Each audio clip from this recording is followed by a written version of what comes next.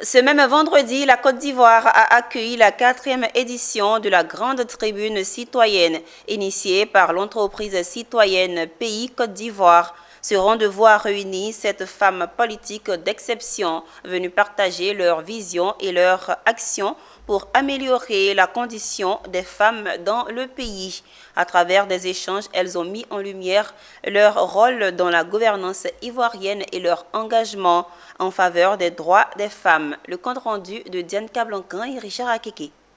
La 4e édition de la Grande Tribune citoyenne GTC a rassemblé un grand nombre de participants venus débattre de sujets essentiels tels que l'engagement politique des femmes, leur place dans la société et leur possible accession à la présidence en Côte d'Ivoire.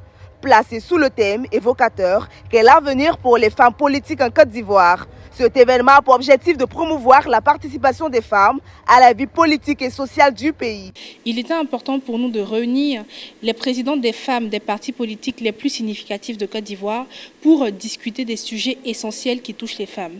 Des sujets tels que la sororité politique, tels que la réalité des femmes dans les partis politiques ou encore la présidentialité des femmes un jour en Côte d'Ivoire. Nous sommes à quelques mois des élections présidentielles en Côte d'Ivoire.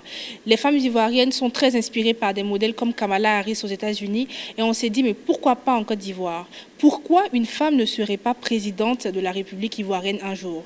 Et les premières et les plus légitimes à pouvoir répondre à cette question, c'est les présidentes des femmes des partis politiques. Cette femmes panélistes de renom ont partagé leur expérience sur la gouvernance féminine et éclairé la question de l'avenir à la démocratie ivoirienne.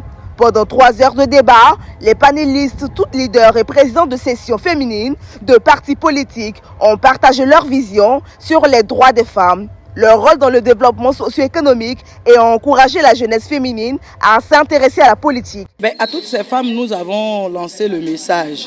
Nous avons obtenu des acquis concrets qui nous permettent aujourd'hui à toutes ces femmes, c'est vrai, tout n'est pas parfait, nous demandons encore certaines choses pour renforcer le dispositif qui a été mis en place par le président de la République et le gouvernement de Côte d'Ivoire, mais aujourd'hui, ces acquis-là nous permettent de nous engager et donc prenons notre place. C'est un appel et un message à toute femme ivoirienne vivant sur le territoire ivoirien qui veut se lancer en politique.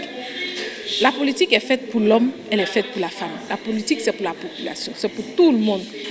Du moment où tu as les capacités requises, intellectuelles, nécessaires pour te présenter, il faut militer, soit en indépendant, soit dans un parti politique. Rappelons que Pourvoyer Influence Côte d'Ivoire est une entreprise spécialisée dans les stratégies d'influence œuvrant pour la démocratie, la citoyenneté, la bonne gouvernance, la lutte contre la désinformation et la promotion de l'état de droit.